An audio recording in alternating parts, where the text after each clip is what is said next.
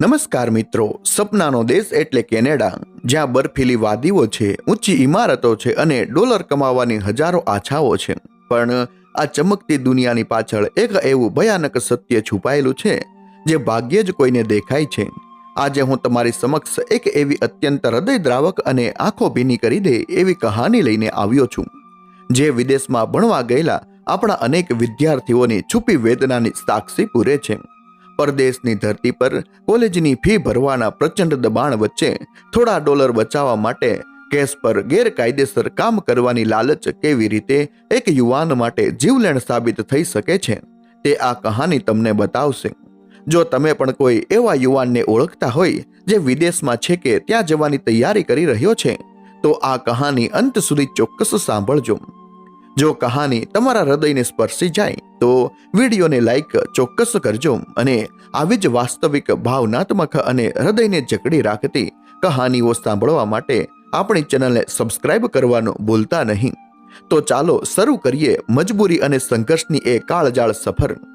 Canada દૂરથી દેખાતો બર્ફીલો, અત્યંત સુંદર અને સપનાનો દેશ, પણ જેણે પોતાના પરસેવા અને આંસુઓથી આ પારકી જમીનને સિંચી છે તેને જ ખબર છે કે આ સપનાના દેશની માટી અંદરથી કેટલી કઠોર અને પથ્થર દિલની છે.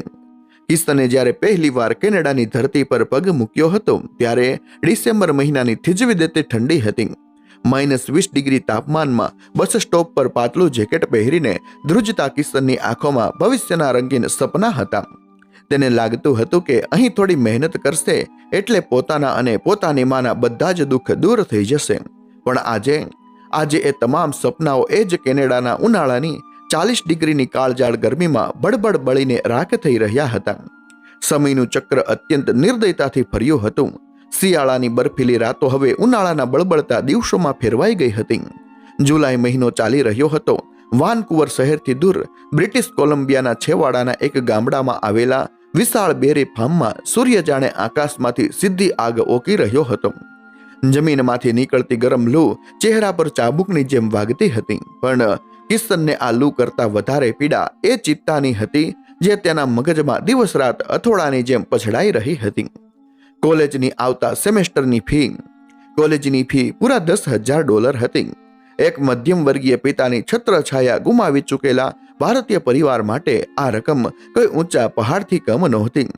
કિશનના પિતાના અવસાન પછી તેની માતા શારદાબેને લોકોના ઘરના કચરા પોતા કરીને અને રાત દિવસ સિલાઈ મશીન ચલાવીને કિશનને મોટો કર્યો હતો.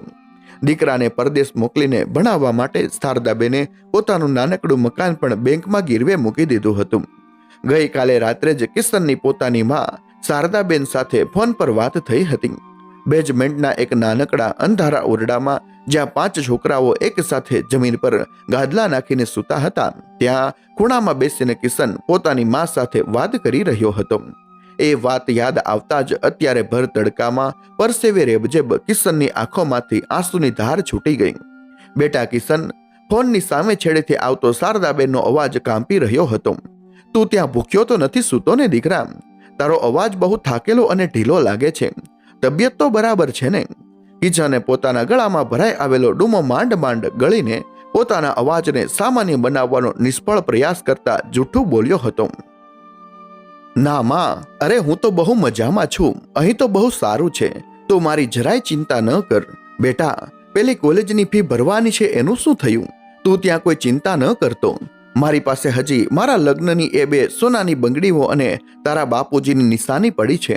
હું કાલે જ સોનીને ત્યાં જઈને એ બધું વેચી દઈશ. તારો બાપ તો આપણને વહેલો મૂકીને જતો રહ્યો, પણ હું મારા દીકરાનું ભણતરનું સપનું કોઈ કાળે નહીં તૂટવા દઉં. માના આ નિસ્વાર્થ શબ્દોએ કિશનના કાળજાના ટુકડા કરી નાખ્યા હતા. ના માં, ભગવાન ખાતર તું એ બંગડીઓ નહીં વેચે. મારી પાસે અહીં સગવડ થઈ ગઈ છે. મેં કામ કરીને પૈસા ભેગા કરી લીધા છે. બસ કાલે બેંકમાં જમા કરાવવાના છે. કિશને ફોન કાપતા પહેલા એક બહુ મોટું જુઠ્ઠું બોલી નાખ્યું હતું, પણ એ જુઠ્ઠાણાનો બોજ હવે તેને અંદરથી કોરી ખાઈ રહ્યો હતો. માતાનું છેલ્લું ઘરેણું ન વેચાય અને પોતાનું વતનનું મકાન હરાજીમાં ન જતું રહે એ માટે કિશને એક એવો રસ્તો પસંદ કર્યો હતો જે ઘણા ઇન્ટરનેશનલ સ્ટુડન્ટ્સ પોતાની લાચારીમાં અપનાવતા હોય છે. કેસ પર ગેરકાયદેસર મજૂરી. કિશનની લીગલ વર્ક પરમિટના 20 કલાક પૂરા થઈ ગયા હતા અને બાકીના સમયમાં કોલેજની ફીના પૈસા કમાવા માટે તે મનસુખ ઉર્ફે મામા નામના એક દેશી કોન્ટ્રાક્ટરના બેરી ફાર્મની જાળમાં ફસાઈ ગયો હતો. મનસુખ એક એવો શેતાન હતો જેના હૃદયમાં દયા કે માણસાઈ નામનો કોઈ છાંટો જ નહોતો. બહારથી આવો ભાણાવો, આપણે તો બધા દેશી ભાઈઓ જ કહેવાઈએ, એવું મીઠું મીઠું બોલતો મનસુખ હકીકતમાં ગરીબ અને મજબૂર ભારતીય વિદ્યાર્થીઓની લાચારીનો પૂરેપૂરો શિકાર કરતો. રોજ સવારે 4 વાગ્યે ઉઠીને 5 વાગ્યે કિશન અને બીજા 7-8 દેશી મજૂરોને એક જૂની ખખડધજ વેનમાં ઘેટા બકરાની જેમ ભરીને આ વિશાળ ફાર્મ પર લાવવામાં આવતા. અહીં ફાર્મમાં કામ કરવું એટલે સાક્ષાત નરકની યાતના ભોગવવી. માથા પરથી સૂર્ય આગ વરસાવતો હોય અને નીચે જમીન પર કાંટાળા છોડવાઓ વચ્ચે સતત ઝૂકીને બેવડા વળીને બ્લુબેરી ચૂંટવાની. કમર પર એક મોટી પ્લાસ્ટિકની ડોલ બાંધેલી હોય જે જેમ જેમ ભરાતી જાય તેમ તેમ તેનો વજન કમરના મણકાને તોડી નાખતો. કિશનના હાથની આંગળીઓ છોડના કાંટા વાગવાથી લોહી લુહાણ થઈ ગઈ હતી. નખમાં માટી અને લોહી જામીને કાળા પડી ગયા હતા.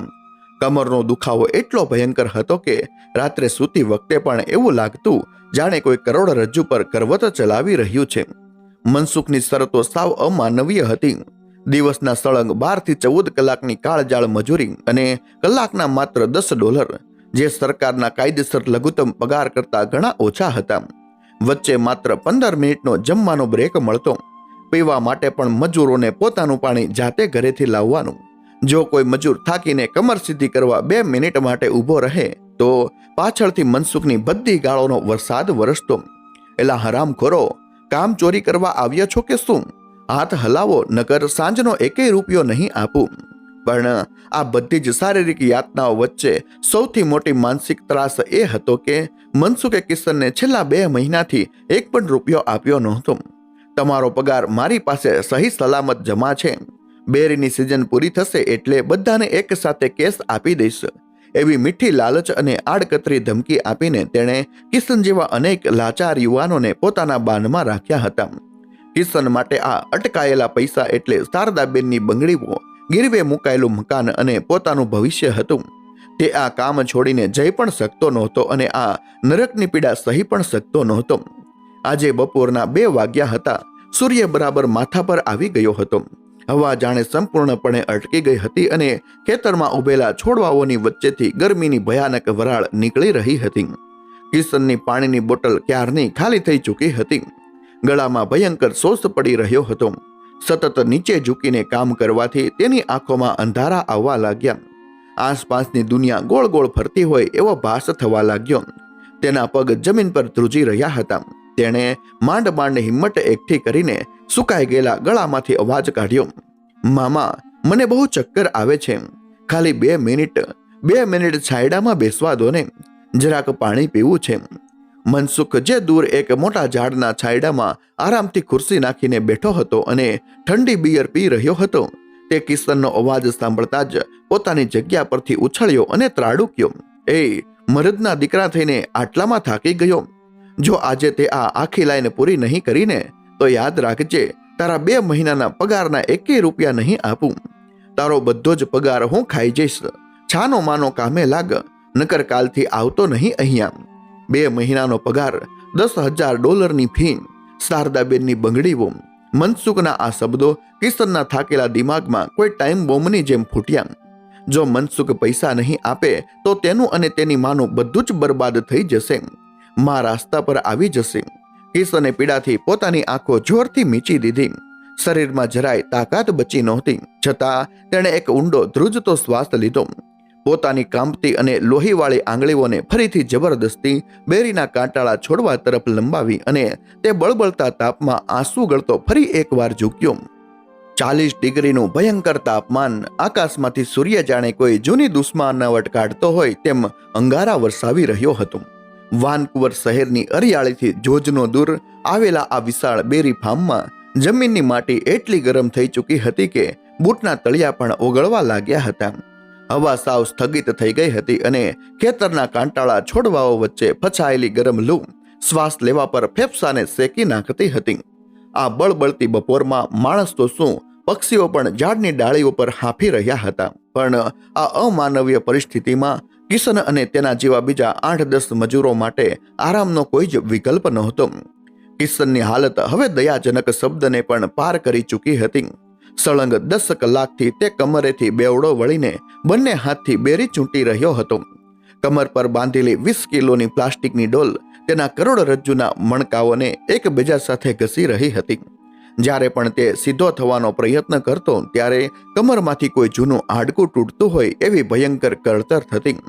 બેરીના છોડવાઓ પર રહેલા ઝીણા અને તીક્ષ્ણ કાંટાઓએ તેના બંને હાથ કાપી કાપીને લોહી લુહાણ કરી નાખ્યા હતા. આંગળીઓના ટેરવેથી ટપકતું લોહી ભૂરા રંગની બેરીઓ પર પડીને કાળું પડી રહ્યું હતું. માથા પરથી નીતરતો પરસેવો જ્યારે આંખોમાં અને છોલાયેલા હાથની ચામડી પર પડતો ત્યારે જાણે કોઈએ ખુલ્લા ઘા પર મીઠું ભભરાવ્યું હોય એવી ચચરાહટ થતી હતી. પણ કિશનને અત્યારે શારીરિક પીડા કરતા એક બીજી પીડા વધારે સતાવી રહી હતી, ભયંકર તરસ. છેલ્લા 4 કલાકથી કિશનના ગળાની નીચે પાણીનું એક ટીપું પણ ગયું નહોતું. શરીરમાંથી પરસેવા વાટે બધું જ પાણી નીચોવાઈ ચૂક્યું હતું અને હવે ડિહાઇડ્રેશનની સૌથી ખતરનાક હદે તે પહોંચી ગયો હતો. તેની જીભ તાળવે ચોંટી ગઈ હતી. ગળું કાચ કાગળ જેવું સૂકું અને બરછટ થઈ ગયું હતું. શ્વાસ લેતી વખતે ગળામાં સોયા ભોંકાતા હોય એવી પીડા થતી હતી. તેનું હૃદય એટલી ઝડપથી ધડકી રહ્યું હતું કે જાણે પાંસલીઓ તોડીને બહાર આવી જશે. મનસુખની ધમકી મગજમાં પડઘાઈ રહી હતી. જો લાઈન પૂરી નહીં કરે તો 2 મહિનાનો પગાર ખાઈ જઈશ. આ એક વાક્ય કિશનને મરવા પણ નહોતું દેતું અને જીવવા પણ નહોતું દેતું. તેણે ધ્રુજતા હાથે એક ડાળી પકડી. અચાનક તેની આંખો સામે અંધારા છવાવા લાગ્યા. સામે રહેલા લીલા છોડવાઓ હવે કાળા રંગના ધબ્બા જેવા દેખાવા લાગ્યા. કાનમાં એક ભયાનક સુસવાટા મારતો અવાજ ગુંજવા લાગ્યો. તેના મગજને પૂરતો ઓક્સિજન અને લોહી ન મળવાને કારણે આસપાસની દુનિયા ગોળ ગોળ ફરતી હોય એવો ભાસ થવા લાગ્યો અને એ અર્ધ બેભાન અવસ્થામાં એ બળબળતા તાપની વચ્ચે કિશનને એક આભાસ થયો. તેને પોતાની સામેના છોડવા પાછળ પોતાની માં શારદાબેન ઉભેલી દેખાઈ. માના ચહેરા પર એ જ મમતાળું સ્મિત હતું. માના હાથમાં માટીના ગોરાનું એક ઠંડુ પરસેવે રેબજેબ પાણીનો ગ્લાસ હતો. આવું બેટા કિશન, મારો દીકરો બહુ થાકી ગયો છે ને, લે આ ઠંડુ પાણી પી લે, હું તારા માટે જ લાવી છું. માનો એ કાલ્પનિક અવાજ કિશનના કાનમાં પડ્યો. કિશનની આંખોમાંથી ગરમ આંસુની ધાર છૂટી ગઈ. હોઠ ફફડ્યા. માં, મને બહુ તરસ લાગી છે માં, મને અહીંયાથી લઈ જા. આ લોકો બહુ જંગલી છે માં. તે હવામાં પોતાના હાથ લંબાવા ગયો, પરંતુ પાણીનો એ ગ્લાસ તેના હાથમાં આવે તે પહેલા જ વાસ્તવિકતાએ એક ભયંકર હુમલો કર્યો. અચાનક કિશનના બંને પગના સ્નાયુઓ પથ્થરની જેમ જકડાઈ ગયા. ડિહાઇડ્રેશનને કારણે પગમાં આવેલા ગોટલાઓની પીડા એટલી અસહ્ય હતી કે કિશનના મોંમાંથી એક હૈયા ફાટ દર્દનાક ચીસ નીકળી ગઈ. એ ચીસમાં એક યુવાનના તૂટી ગયેલા સપના, તેની લાચારી અને માતૃભૂમિથી હજારો માઇલ દૂર કોઈ અજાણી માટી પર રીબાઈને મરવાની વેદીનો ચિત્કાર હતો. પગમાંથી તાકાત સાવ ખતમ થઈ ગઈ. ગુરુત્વાકર્ષણ બળે તેને ખેંચ્યો. કિશન સીધો જ મોઢા પેર બાજુમાં પડેલા કાદવ અને માટીના ઢગલા પર પટકાયો. કમર પર બાંધેલી ડોલર ભોંય પર અટપડાઈ અને કલાકોની મહેનતથી ચૂંટેલી બેરીઓ ધૂળમાં રગદોળાઈ ગઈ. પટકાતાની સાથે જ તેના ચહેરા પર માટી ચોંટી ગઈ. તેણે ઊભા થવા માટે જમીન પર હાથ ટેકવવાનો પ્રયાસ કર્યો, પણ તેના શરીરે સાથ છોડી દીધો હતો. હીટ સ્ટ્રોકનો જીવલેણ હુમલો શરૂ થઈ ચૂક્યો હતો. શરીરનું તાપમાન અચાનક 105 ડિગ્રીને પાર કરી ગયું. મગજની નસો ફાટવા લાગી. અચાનક કિશનના નાકમાંથી ગરમ અને ઘાટા લાલ લોહીની 2 ધાર ફૂટી, જે સીધી તેના હોઠ પર થઈને જમીનને ધૂળમાં ભળી ગઈ. તેનું આખું શરીર કળતર અને આંચકાઓથી ભયંકર રીતે ખેંચાવા લાગ્યું. તેના દાંત એકબીજા સાથે ભીંસાઈ ગયા અને મોંમાંથી ફીણ આવવા લાગ્યું. તે જમીન પર માછલીની જેમ તરફડી રહ્યો હતો. આખો વિસ્તાર જાણે સ્મશાન જેવો શાંત થઈ ગયો. માત્ર કિશનના શરીર પરના જમીન પર પછડાવવાના અવાજો જ આવી રહ્યા હતા. થોડે દૂર કામ કરતા સાહિલ અને હરપ્રીત, જેઓ કિશનની જેમ જ ઇન્ટરનેશનલ સ્ટુડન્ટ હતા, તેઓ આ દ્રશ્ય જોઈને થીજી ગયા. તેમના હાથમાંથી પણ ડોલો પડી ગઈ. કિશન, સાહિલે બૂમ પાડી અને બંને જીવના જોખમે દોડીને કિશન પાસે આવ્યા. કિશનની હાલત જોઈને હરપ્રીતના તો હોશ જ ઉડી ગયા. કિશનની આંખો સફેદ થઈ ગઈ હતી અને તે સતત આંચકા ખાઈ રહ્યો હતો. ઓય વાહે ગુરુ, આને તો હિટ સ્ટ્રોક આવ્યો છે, મરી જશે આ. સાહિલ, જલ્દી કંઈક કર. હરપ્રીત ગભરાહટમાં બરાડ્યો. સાહિલે કિશનનું માથું પોતાના ખોળામાં લીધું. તેણે પોતાની પાણીની બોટલ કાઢીને કિશનના મોં અને માથા પર છાંટી, પણ પાણીનું એક ટીપું કિશનના ગળા નીચે નહોતું ઉતરી રહ્યું. નાકમાંથી વહેતું લોહી સાહિલના કપડાં લાલ કરી રહ્યું હતું. ત્યાં જ એક ભારે અને ઘમંડી અવાજ આવ્યો. શું નાટક લગાવી રાખ્યું છે આ હરામખોરે? કામ ન કરવું હોય એટલે નવા નવા બહાના. બધાએ પાછળ જોયું. મનસુખ ઉર્ફે મામા પોતાના હાથમાં બિયરની બોટલ લઈને ગુસ્સામાં લાલચોળ થઈને તેમની તરફ આવી રહ્યો હતો. તેની આંખોમાં કિશનની આ દર્દનાક હાલત જોઈને કોઈ જ દયા કે ચિંતા નહોતી, માત્ર પોતાના કામનું નુકસાન થવાનો અને કદાચ કોઈ કાનૂની પળોજણ ઊભી થવાનો સ્વાર્થ દેખાઈ રહ્યો હતો. મનસુખ નજીક આવ્યો. તેણે પોતાના ભારે બૂટથી જમીન પર પડેલી અને વેરાયેલી બેરીઓ તરફ ઇશારો કરતા અત્યંત ક્રૂરતાથી કહ્યું, મારું નુકસાન કોણ ભરશે આનું? એ ઊભો થા સીધી રીતે, નકર લાતો મારીને ઊભો કરીશ. તમે માણસ છો કે જાનવર? સાહિલ રડમસ પણ ક્રોધિત અવાજમાં બોલ્યો. એ મરી રહ્યો છે, એના નાકમાંથી લોહી વહે છે અને પલ્સ ધીમી પડી ગઈ છે. આપણે અત્યારે જ 911 ને કોલ કરવો પડશે.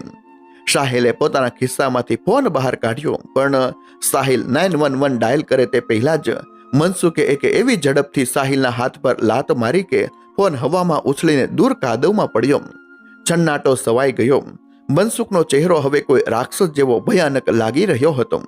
તેણે સાહિલ અને હરપ્રીત સામે જોઈને એવું કંઈક કહ્યું જે સાંભળીને ત્યાં હાજર દરેક મજૂરના પગ નીચેથી જમીન ખસી ગઈ અને લોહી થીજી ગયું. જો કોઈએ એમ્બ્યુલન્સ કે પોલીસને ફોન કરવાની ભૂલ કરી છે ને? મનસુખ દાંત કચકચાવીને બોલ્યો. તો યાદ રાખજો, તમે બધા અહીંયા કેસ પર ગેરકાયદેસર રીતે કામ કરો છો. જો પોલીસ આવશે તો હું હાથ ઊંચા કરી દઈશ. તમારો બધાનો પાસપોર્ટ જપ્ત થશે અને સીધા ઇન્ડિયા ડિપોર્ટ થશો.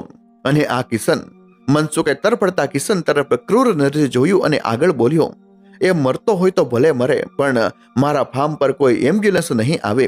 શ્વાસ બંધ થઈ જાય એટલે આને તાડપત્રીમાં લપેટીને હું રાત્રે હાઈવે પર ફેંકી આવીશ.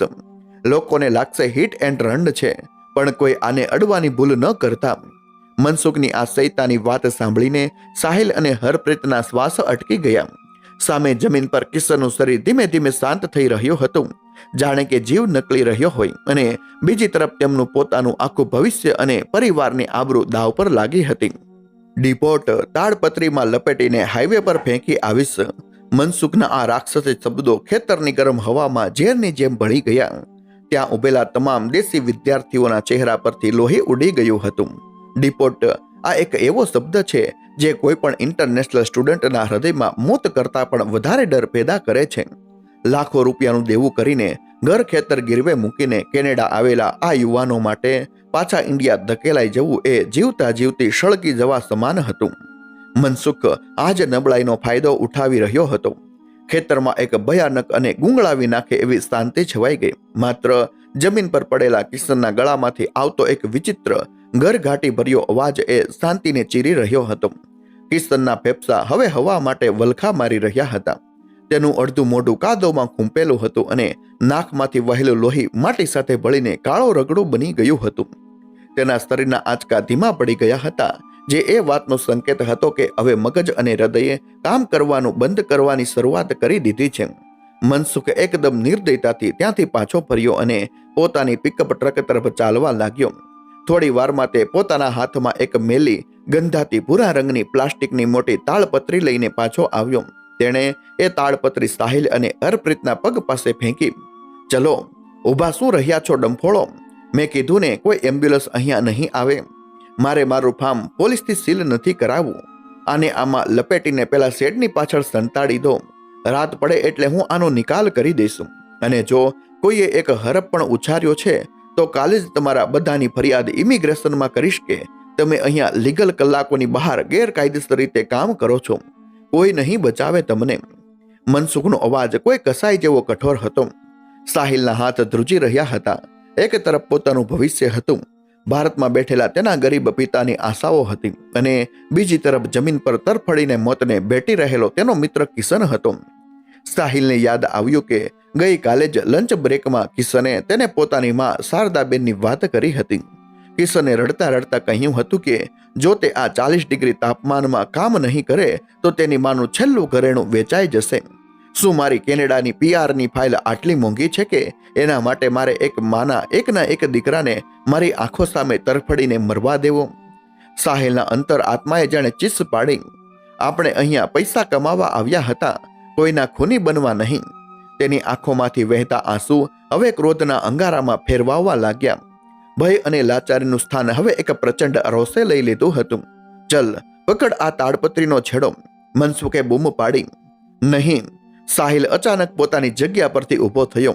તેની આંખો લાલચોળ હતી. મનસુખે ભવા ચડાવ્યા. શું બોલ્યો તું? મેં કહ્યું નહીં. સાહિલે એક ખતરનાક ગર્જના કરી અને સીધો મનસુખ પર ત્રાટક્યો. કોઈએ કલ્પના પણ નહોતી કરી કે એક સામાન્ય વિદ્યાર્થી આટલો આક્રમક બની શકે. સાહિલે મનસુખની શર્ટનો કોલર બંને હાથથી મજબૂતીથી પકડી લીધો. મનસુખ કંઈ સમજે કે પ્રતિકાર કરે તે પહેલા જ સાહિલે તેને પૂરી તાકાતથી ધક્કો માર્યો. તું માણસ નથી, રાક્ષસ છે, નાલાયક. પૈસાની લાલચમાં તું અમારા જીવ સાથે રમે છે. આ છોકરો મરી રહ્યો છે અને તને તારા ફામની પડી છે. સાહિલ મનસુખ પર ગુસ્સાથી ફાટી પડ્યો. મનસુખ જે વજનમાં ભારે હતો તે સંતુલન ગુમાવીને કાદવમાં પડ્યો. તેને પોતાની આંખો પર વિશ્વાસ નહોતો થતો કે જે મજૂરોને તે પોતાના ગુલામ સમજતો હતો તેઓ આજે તેની સામે બળવો કરી રહ્યા હતા. તારી હિંમત કેવી રીતે થઈ મને હાથ લગાવવાની? હું તમને બધાને જેલમાં સડાવી દઈશ. મનસુખે કાદવમાંથી ઊભા થવાનો પ્રયાસ કરતા બૂમ પાડી અને સાહિલને લાફો મારવા હાથ ઉગામ્યો. પણ ત્યાં જ હરપ્રીત જે અત્યાર સુધી ડરથી થેજી ગયો હતો તેનો પણ ગુસ્સો જ્વાળામુખીની જેમ ફાટી નીકળ્યો. તેણે મનસુખનો ઉગામેલો હાથ હવામાં જ પકડી લીધો અને તેને બીજી તરફથી જોરદાર ધક્કો મારીને ફરી જમીન પર પછાડ્યો. બહુ થઈ ગયું તારું. ડિપોર્ટ થવું હશે તો થઈ જઈશું. ઇન્ડિયા જઈને ખેતી કરી લઈશું, પણ અમારા ભાઈને આમ કૂતરાના મોતે નહીં મરવા દઈએ. હરપ્રીતે આંખો કાઢતા કહ્યું. હરપ્રીતે તરત જ પોતાના ખિસ્સામાંથી બીજો ફોન કાઢ્યો. તેના હાથ ધ્રુજી રહ્યા હતા, છતાં તેણે જીવના જોખમે સ્ક્રીન પર 3 આંકડા દબાવ્યા. 911. Hello, emergency. પ્લીઝ અમને તાત્કાલિક એમ્બ્યુલન્સ જોઈએ છે. એક છોકરાને સિવિયર હિસ્ટ્રોક આવ્યો છે. તે બેભાન છે અને નાકમાંથી બ્લીડિંગ થઈ રહ્યું છે. એનો શ્વાસ અટકી રહ્યો છે. પ્લીઝ જલ્દી આવો. હરપ્રીતે ફાર્મનું ચાશું લોકેશન આપી દીધું. પોલીસ અને એમ્બ્યુલન્સનું નામ સાંભળતા જ મનસુખના હોશ ઉડી ગયા. તેને ખબર હતી કે જો હવે તે અહીં ઊભો રહ્યો તો લેબર બોર્ડ અને પોલીસ તેનું ફોર્મ જપ્ત કરી લેશે અને તેને જેલના સળિયા ગણવા પડશે. ગેરકાયદેસર મજૂરોનું શોષણ કરવાનો તેનો કાળો કારોબાર પકડાઈ જશે. મનસુખ ગભરાહટમાં કાદવવાળા કપડા સાથે ઊભો થયો. તેણે સાહિલ અને હરપ્રીત સામે એક ઝેરીલી અને બદલાની ભાવનાવાળી નજરી નાખી. તમે બધા ખતમ થઈ ગયા સમજો. પોલીસ તમને નહીં છોડે. આટલું બોલીને તે પોતાની ટ્રક તરફ દોડ્યો. એન્જિનનો મોટો અવાજ થયો અને ધૂળના ગોટે ગોટા ઉડાડતી મનસુખની ગાડી હાઈવે તરફ ભાગી છૂટી. પણ સાહિલ કે હરપ્રીતને હવે મનસુખની કોઈ પરવા નહોતી. તેઓ બંને દોડીને પાછા કિશન પાસે બેસી ગયા. કિશનનું શરીર હવે સાવ ઠંડુ પડવા લાગ્યું હતું. જે શરીર થોડી વાર પહેલા 40 ડિગ્રીની ગરમીમાં બળબળ બળી રહ્યું હતું તે હવે બરફ જેવું ઠંડુ થવા લાગ્યું હતું. કિશન ભાઈ, આંખો ખુલ્લી રાખ. જો એમ્બ્યુલન્સ આવે છે, તારી માં તારી રાહ જુએ છે ભાઈ. હિંમત ન હારતો. સાહિલ કિશનના લોહીવાળા ગાલ પર હળવા થપ્પડ મારતા તેને ભાનમાં રાખવાનો અંતિમ પ્રયાસ કરી રહ્યો હતો. પણ કિશનની આંખો હવે અડધી ખુલ્લી અને સ્થિર થઈ ગઈ હતી. કીકીઓ જાણે કોઈ શૂન્યમાં તાકી રહી હતી. દૂર હાઈવે પરથી એક સાયરનનો અવાજ સંભળાયો. અવાજ ધીમે ધીમે નજીક અને મોટો થતો ગયો. થોડી જ મિનિટોમાં લાલ અને ભૂરી લાઇટો ઝબકાવતી ધૂળ ઉડાડતી એક એમ્બ્યુલન્સ સીધી ખેતરની વચ્ચે આવીને ઊભી રહી. પાછળ એક પોલીસની કાર પણ હતી. એમ્બ્યુલન્સ ઊભી રહેતાની સાથે જ 2 પેરામેડિક તરત જ પોતાની મેડિકલ કિટ અને સ્ટ્રેચર લઈને બહાર દોડ્યા. તેઓ સીધા કિશન પાસે પહોંચ્યા. પ્લીઝ પાછળ હટી જાઓ, અમને જગ્યા આપો. એક પેરામેડિકે સાહિલને પાછળ કરતા કહ્યું. પેરામેડિકે ઝડપથી કિશનની ગરદન પાસે 2 આંગળીઓ મૂકીને તેની નાડી તપાસી. બીજાએ કિશનની આંખો પર નાની ટોર્ચ મારીને કીકીઓનો પ્રતિભાવ ચેક કર્યો. તેઓએ તરત જ કિશનના શર્ટના બટન તોડીને તેને છાતી પર CPR મશીનના પેડ્સ લગાવ્યા. આસપાસ ઉભેલા તમામ મજૂરોના શ્વાસ અદ્ધર થઈ ગયા હતા. સાહિલ અને હરપ્રીત હાથ જોડીને આંખો બંધ કરીને ભગવાનને પ્રાર્થના કરી રહ્યા હતા. સમય જાણે થંભી ગયો હતો. માત્ર મશીનના બીપ બીપ અવાજો જ સંભળાઈ રહ્યા હતા. અચાનક પેરામેડિકે CPR આપવાનું બંધ કર્યું. તેણે મોઢા પરથી માસ્ક નીચે કર્યું. તેના ચહેરા પર નિરાશાના ભાવ સ્પષ્ટ દેખાઈ રહ્યા હતા. તેણે ધીમેથી કિશનની ગરદન પરથી પોતાનો હાથ હટાવ્યો અને સામે ઉભેલા બીજા મેડિકલ સ્ટાફ સામે જોઈને અત્યંત હતાશામાં પોતાનું માથું નકારમાં હલાવ્યું. માથું હલાવવાનો એ એક નાનકડો ઈશારો જોઈને સાહિલના પગ નીચેથી જાણે ધરતી ફાટી ગઈ. તે ભોંય પર ગોઠણભેર બેસી ગયો અને પોતાના બંને હાથ માથા પર મૂકીને એક આક્રંદ ભરી હૃદય ચીરી નાખે એવી ચીસ પાડી ઉઠ્યો. નહીં કિશન, સાહિલ ધ્રુજકે ધ્રુજકે રડી રહ્યો હતો. ખેતરની માટી કિશનના લોહીથી રંગાઈ ચૂકી હતી. પેરામેડિક સ્ટાફે જ્યારે નિરાશાથી માથું હલાવ્યું ત્યારે સાહિલને લાગ્યું કે જાણે બધું જ ખતમ થઈ ગયું છે. પણ વિજ્ઞાન અને નસીબની વચ્ચે ક્યારેક એક અદ્રશ્ય દોરડું હોય છે. એમ્બ્યુલન્સના સ્ટાફે હાર માનવાને બદલે છેલ્લો પ્રયાસ કર્યો. તેમણે તરત જ કિશનની છાતી પર ડિફિલેટરના પેડ્સ મૂક્યા અને ક્લિયર બોલીને એક જોરદાર ઇલેક્ટ્રિક શોક આપ્યો. કિશનનું નિષ્પ્રાણ શરીર હવામાં ઉછળીને ફરી સ્ટ્રેચર પર લટકાયું. 1, 2 અને 3જી સેકન્ડે મોનિટર પર એક અત્યંત નબળી પણ આશાનું કિરણ જગાવતી લીટી ઝબકી. નાડી પાછી આવી હતી. 1 સેકન્ડનો પણ વિલંબ કર્યા વિના એમ્બ્યુલન્સ સાયરન વગાડતી હોસ્પિટલ તરફ ભાગી હતી. આ વાતને આજે પૂરા 3 દિવસ 72 કલાક વીતી ચૂક્યા હતા. ખેતરની એ કાળજાર ગરમી, ધૂળ અને કાદવથી હજારો માઇલ દૂર હોય એવો એકદમ શાંત, ઠંડો અને સફેદ દિવાલો વાળો ICU રૂમ. હવામાં દવાની તીવ્ર ગંધ ભળેલી હતી. રૂમમાં માત્ર હાર્ટ મોનિટરના બીપ બીપ અવાજ સિવાય બીજો કોઈ જ સ્વર નહોતો. પલંગ પર સૂતેલા કિશનના નાકમાં ઓક્સિજનની નળીઓ ભરાવેલી હતી અને હાથની નસોમાં IV ડ્રીપ દ્વારા સતત પ્રવાહી ચડાવવામાં આવી રહ્યું હતું. ધીમે ધીમે કિશનના જડબામાં હલનચલન થયું. તેની આંખોની પાપણો પર જાણે મણમણનો વજન મુકાયેલો હોય તેમ ભારે લાગી રહી હતી. અત્યંત પીડા સાથે તેણે ધીમેથી પોતાની આંખો ખોલી. શરૂઆતમાં બધું જ ઝાંખું અને સફેદ દેખાયું. થોડી સેકન્ડો પછી દ્રષ્ટિ સ્થિર થઈ અને તેને પોતાની બરાબર બાજુમાં ખુરશી પર બેઠેલા 2 ચહેરા દેખાયા. સાહિલ અને હરપ્રીત. બંનેની આંખો નીચે કાળા કુંડાળા પડી ગયા હતા. કપડાં હજુ પણ ખેતરની માટી અને કિશનના સુકાઈ ગયેલા લોહીથી ખરડાયેલા હતા. છેલ્લા 3 દિવસથી તેઓ હોસ્પિટલની ખુરશી પરથી ઊભા નહોતા થયા. કિશનને આંખો ખોલતો જોઈને સાહિલ સીધો જ ખુરશી પરથી કૂદી પડ્યો. કિશન, હરપ્રીત, જો એ ભાનમાં આવી ગયો. ઓય મેરા વીર. સાહિલની આંખોમાંથી ચોધાર આંસુ વહેવા લાગ્યા. તેણે કિશનનો હાથ પોતાના બંને હાથમાં પકડી લીધો. હરપ્રીતે તરત જ બહાર દોડીને નર્સને બોલાવી. કિશને કંઈક બોલવાનો પ્રયાસ કર્યો પણ તેના ગળામાંથી અવાજ ન નીકળ્યો. ગળું હજુ પણ અંદરથી છોલાયેલું હતું. તેણે માત્ર પોતાની આંખોથી બંને મિત્રોનો આભાર માન્યો. થોડી જ વારમાં રૂમનો દરવાજો ખુલ્યો અને એક આધેડ વયના ગંભીર ચહેરાવાળા કેનેડિયન ડોક્ટર અંદર આવ્યા. Doctor Richardson. તેમણે કિશનની આંખોમાં ટોર્ચ મારીને ચેક કર્યું. મોનિટરના આંકડા જોયા અને પછી એક ઊંડો શ્વાસ લઈને કિશન સામે જોયું. You are a miracle boy, Kishan. Doctor રિચાર્ડસનનો અવાજ શાંત પણ પરિસ્થિતિની ગંભીરતા દર્શાવતો હતો. જ્યારે તને અહીં લાવવામાં આવ્યો ત્યારે તારા શરીરનું તાપમાન 106 ડિગ્રી ફેરનહીટ હીટ હતું. તારા શરીરમાં હીટ સ્ટ્રોકને કારણે સ્નાયુઓનું તૂટવું શરૂ થઈ ગયું હતું. તારી કિડની અને લીવર ફેલ થવાની અણી પર હતા.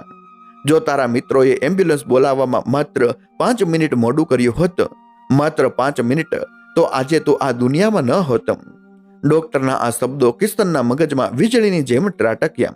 5 મિનિટ એટલે પોતે મોતની ખીણમાં ઉતરી જ ચૂક્યો હતો. મને ખબર છે કે તમે યુવાનો અહીં ભણવા અને કમાવા આવો છો. ડોક્ટર રિચાર્ડસન સાહિલ અને હરપ્રીત તરફ જોઈને બોલ્યા. પણ કોઈ નોકરી, કોઈ ડોલર તમારા જીવ કરતા વધારે કિંમતી નથી. મેં અનેક ઇમિગ્રન્ટ બાળકોને આવી રીતે મરતા જોયા છે. આ આધુનિક ગુલામી છે. You need to stop this. Doctor આટલું કહીને નર્સને સૂચના આપી બહાર નીકળી ગયા.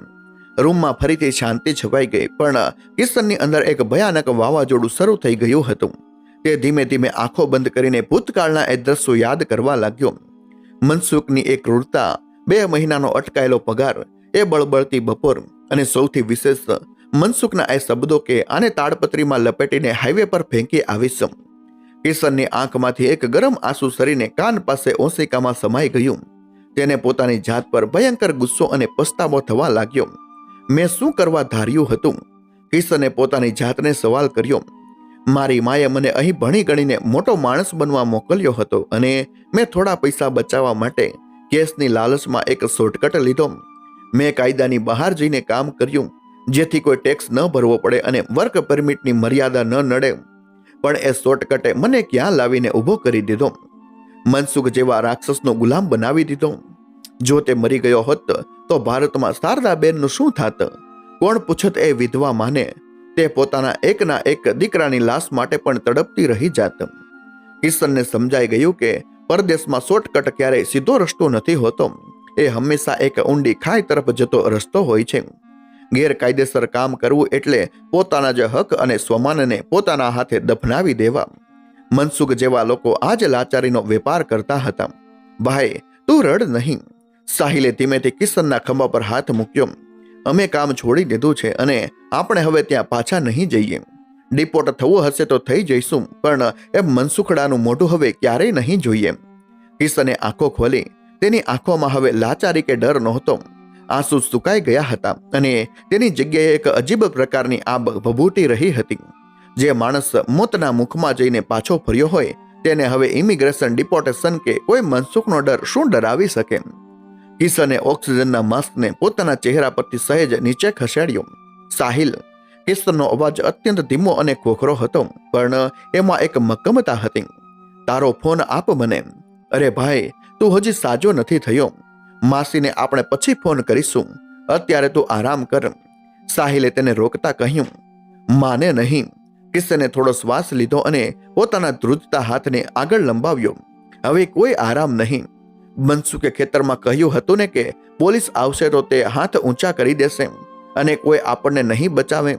આજે હું એને બતાવીશ કે કાયદો કેને કહેવાય. આ ગુલામી હું હવે ક્યારેય નહીં સહું અને બીજા કોઈ દેશી ભાઈઓ સાથે પણ નહીં થવા દઉં. સાહિલ અને હરપ્રીત આશ્ચર્યથી કિશન સામે જોઈ રહ્યા. કિશનના ચહેરા પર એક એવો દ્રઢ નિશ્ચય હતો જેને કોઈ તોડી શકે તેમ નહોતું. સાહિલે ધીમેથી પોતાનો ફોન કિશનના હાથમાં મૂક્યો. કિશને ફોન પકડ્યો. ડિપોર્ટ થવાના એ કાયમી ડરને જે વર્ષોથી હજારો વિદ્યાર્થીઓના મનમાં ઘર કરી ગયો હતો તેને પોતાના મગજમાંથી કાયમ માટે ઉખાડી ફેંક્યો.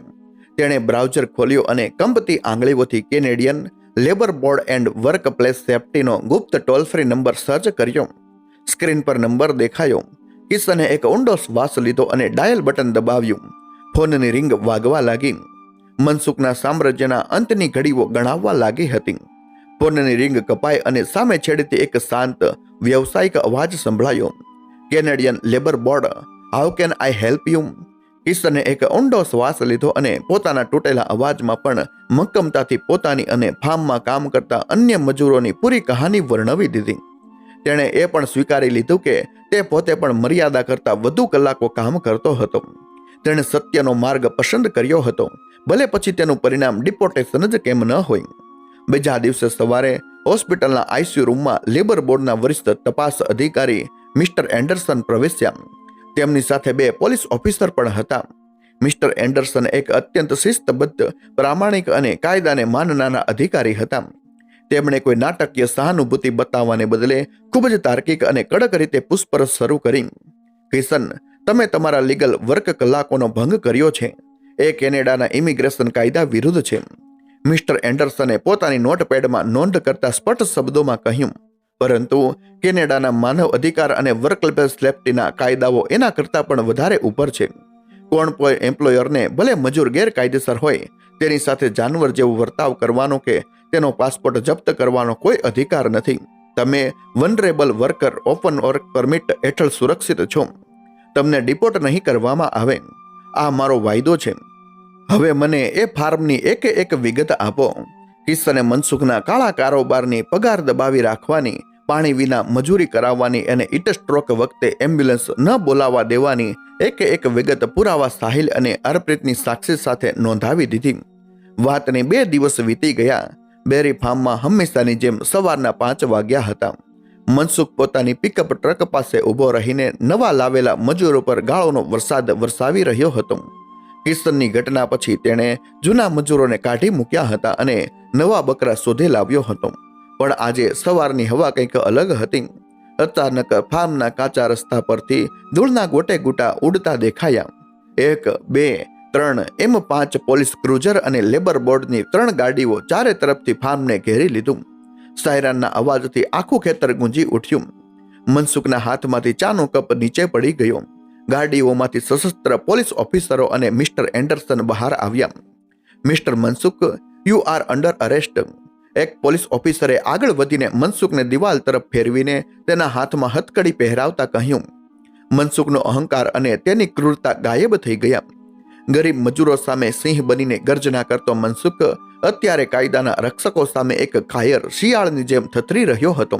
સાહેબ, મારી કોઈ ભૂલ નથી. આ છોકરાઓ તો મારી પાસે માત્ર ફરવા આવ્યા હતા. મેં કોઈની પાસે જબરદસ્તી કામ નથી કરાવ્યું. તે ભયભીત અવાજે બચાવ કરવાનો નિર્થક પ્રયાસ કરવા લાગ્યો, પરંતુ મિસ્ટર એન્ડરસન પાસે નક્કર પુરાવા હતા. લેબર બોર્ડની ટીમે મનસુખના ઘર અને ફાર્મ હાઉસ પર સઘન દરોડા પાડ્યા. તેના બેડરૂમની છુપી તિજોરીઓમાંથી 55 જેટલા ભારતીય વિદ્યાર્થીઓના ઓરિજિનલ પાસપોર્ટ, ગેરકાયદેસર રોકડ રકમ અને કેસમાં ચૂકવેલા પગારના કાચા ચોપડાઓ મળી આવ્યા. બીજાના પાસપોર્ટ પોતાની પાસે જપ્ત કરીને રાખવા એ કેનેડામાં હ્યુમન ટ્રાફિકિંગની વ્યાખ્યામાં આવતો ગંભીર ગુનો હતો. પુરાવાઓ સામે આવતા જ મનસુખ ભાંગી પડ્યો. તે મિસ્ટર એન્ડરસનના પગ પાસે બેસીને 2 હાથ જોડીને ધ્રુજકે રડવા લાગ્યો. મને માફ કરી દો સાહેબ, મારું ફાર્મ સીલ ન કરતા હું બરબાદ થઈ જઈશ. હું પેનલ્ટી ભરવા તૈયાર છું. તમે એક યુવાનનો જીવ લેવાની અણી પર હતા મિસ્ટર મનસુખ. કાયદો હવે તમને કોઈ માફી નહીં આપે. મિસ્ટર એન્ડરસને તટસ્થતાથી જવાબ આપ્યો અને પોલીસ મનસુખને ગાડીમાં બેસાડીને લઈ ગઈ. આ ભયાનક અધ્યાયનો અંત આવી ચૂક્યો હતો. કાયદાએ પોતાનું કામ કર્યું. મનસુખનું બેરી ફાર્મ સરકાર દ્વારા જપ્ત કરવામાં આવ્યું અને તેના બેંક એકાઉન્ટ સીઝ કરવામાં આવ્યા. 1 અઠવાડિયા પછી કિશન હવે સંપૂર્ણ સ્વસ્થ થઈને હોસ્પિટલમાંથી ડિસ્ચાર્જ થઈ રહ્યો હતો. તે હોસ્પિટલના બગીચામાં એક બાકડા પર બેઠો હતો. તેની બાજુમાં સાહિલ અને હરપ્રીત હસતા ચહેરે ઊભા હતા. કિશનના હાથમાં કેનેડા સરકારના લેબર બોર્ડ તરફથી આવેલો એક સત્તાવાર ચેક હતો. આ ચેક માત્ર તેના 2 મહિનાના બાકી પગારનો નહોતો, પરંતુ તેમાં મનસુખ પાસેથી વસૂલવામાં આવેલી દંડની રકમ અને શારીરિક શોષણના વળતરના પૈસા પણ જોડાયેલા હતા. રકમ એટલી મોટી હતી કે કિશનની આવતા સેમેસ્ટરની $10,000 ફી આરામથી ભરાઈ જવાની હતી અને ઉપરથી થોડા પૈસા બચવાના પણ હતા. કિશને ધ્રુજતા હાથે ફોન કાઢ્યો અને ભારતનો નંબર ડાયલ કર્યો. સામે છેડેથી શારદાબેને ફોન ઉપાડ્યો. હેલો કિશન બેટા, કેમ છે તારી તબિયત? માનો અવાજ સાંભળતા જ કિશનના ગળામાં ડૂમો ભરાઈ ગયો. હોસ્પિટલના એ કપરા દિવસો, મોતમાંથી મુખમાંથી વાપસી અને આજે ન્યાયની આ સવાર. કિશનની આંખોમાંથી ખુશી અને રાહતના આંસુ વહેવા લાગ્યા. માં, બધું જ બરાબર છે. કિશને આંચું લૂસતા એક ખુલ્લા મનથી હસતા હસતા કહ્યું, તે પેલી સોનાની બંગડીઓ વેચી તો નથી દીધી ને? એને તિજોરીમાં જ મૂકી રાખજે. કોલેજની ફી પૂરેપૂરી ભરાઈ ગઈ છે માં. અને હા, હવેથી તારે બીજાના ઘરે કામ કરવા જવાની કોઈ જરૂર નથી. ફોનની સામે પાર શારદાબેનની આંખોમાંથી પણ ચોધાર આંસુ વહી રહ્યા હતા. પણ આ આંસુ કોઈ દુઃખના નહોતા, પણ પોતાના સંઘર્ષની જીતના હતા. કિશને આસપાસના ખુલ્લા અને નીલા આકાશ તરફ જોયું. કેનેડાની હવા આજે તેને પહેલીવાર પોતાના ઘર જેવી શુદ્ધ અને સુરક્ષિત લાગી રહી હતી. તેને પોતાના જીવનનો સૌથી મોટો પાઠ મળી ચૂક્યો હતો. તેને સમજાઈ ગયું હતું કે પરદેશની આ અજાણી માટીમાં શોર્ટકટ કે કેશની લાલચ એ એક એવો ચક્રવ્યૂહ છે જે ફક્ત બરબાદી તરફ લઈ જાય છે. કાયદાની મર્યાદામાં રહીને પ્રામાણિકતાથી વહડાવેલો પરસેવો જ અહીં સાચી પ્રગતિ કરાવી શકે છે. પોતાના અને પોતાની માના સપનાઓને પૂરા કરવા માટે તેણે મોતનો સામનો કરવો પડ્યો હતો, પણ હવે તે કોઈ દિવસ શોર્ટકટ નહીં લે એવો એક મજબૂત અને અફર સંકલ્પ કિશનના હૃદયમાં કાયમ માટે અંકાઈ ગયો હતો. મિત્રો, કિશન તો નસીબદાર હતો કે તે મોતના મુખમાંથી પાછો ફરી શક્યો અને તેને સાહિલ અને હરપ્રીત જેવા સાચા મિત્રો મળી ગયા. પણ વાસ્તવિક દુનિયામાં દર વખતે આવો ચમત્કાર નથી થતો. પરદેશમાં શોર્ટકટ કે કેસની લાલચ ક્યારેય સીધો રસ્તો નથી હોતો. તે હંમેશા એક ઊંડી ખાઈ તરફ જ લઈ જાય છે. આ કહાની માત્ર એક વાર્તા નથી, પણ વિદેશમાં સંઘર્ષ કરતા આપણા દરેક યુવાધન માટે એક જાગૃત કરતી ચેતવણી છે. સાચો રસ્તો ભલે કઠિન હોય, પણ તે હંમેશા સુરક્ષિત હોય છે. તમને કિશનનો આ સંઘર્ષ, મનસુખની ક્રૂરતા અને અંતે સત્યનો વિજય કેવો લાગ્યો? કોમેન્ટ બોક્સમાં તમારા વિચારો ચોક્કસ જણાવજો. હું તમારી કોમેન્ટ્સની રાહ જોઈશ. જો આ કહાની સાંભળીને તમારું હૃદય પણ ભરાઈ આવ્યો હોય તો આ વિડીયોને તમારા મિત્રો, પરિવારજનો અને ખાસ કરીને પરદેશ જતા દરેક વિદ્યાર્થી સાથે વધુમાં વધુ શેર કરજો, જેથી કોઈ બીજો કિશન આવી ભૂલ ન કરે. ચેનલ પર નવા છો તો નીચે આપેલું સબસ્ક્રાઇબ બટન દબાવીને આપણે આ સફરનો હિસ્સો બની જજો. ફરી મળીશું આવી જ એક નવી વાસ્તવિક અને હૃદયસ્પર્શી કહાની સાથે. ત્યાં સુધી સાચો રસ્તો પસંદ કરો, સુરક્ષિત રહો અને તમારું ધ્યાન રાખો. આભાર. જય શ્રી કૃષ્ણ.